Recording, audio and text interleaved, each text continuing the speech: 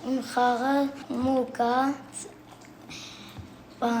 լաբիրինթ խոսանքը պտիկա ու դեսվանը։ Հենց կպտում ենք եզրին, ինքը կարծա դեսվան, նորից իրատ։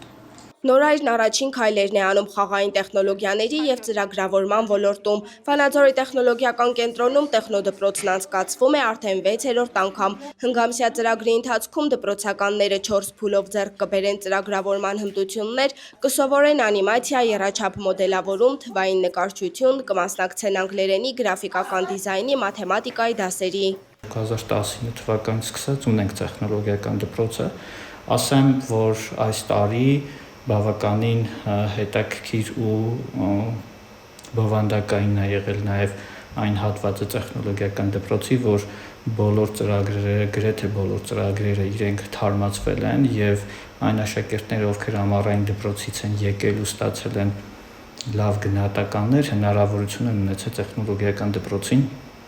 մասնակցել արդեն իրենց երկրորդ մակարդակում։ Մասնակցելով մեր առաջին փաթեթին, մասնակիցը հնարավորություն է ունենում հետագայում ընտրել իր ուղղությունը, որ ուղղությամբ է ուզում շարունակել, գրաֆիկական դիզայն կլինի, ծրագրավորում կլինի, ինժեներական ուղղվածություն կլինի եւ վերջում ունենում են գիտակից սերունդ, որը համապատասխանում է տեխնոլոգիական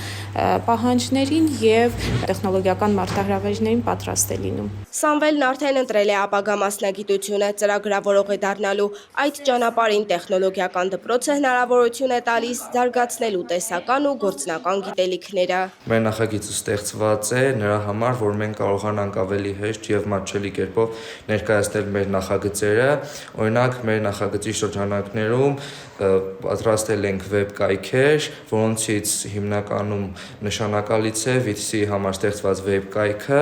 որի միջոցով օգտատերերը կարող են գրանցվել եւ տեսնել հասանելի կուրսերը եւ փաթեթները, որ միջոցով կարող են գրանցվել։ Տեխնոդպրոցի մասնակիցների թիվը նախորդ տարվա համեմատ կրկնապատկվել է։ Այս փուլում կրթություն կստանա 80 պատանի, դառնալով հայաստանյան տեխնոլոգիական համայնքի մաս։ Սերինե Սերոբյան, լուրերի համար։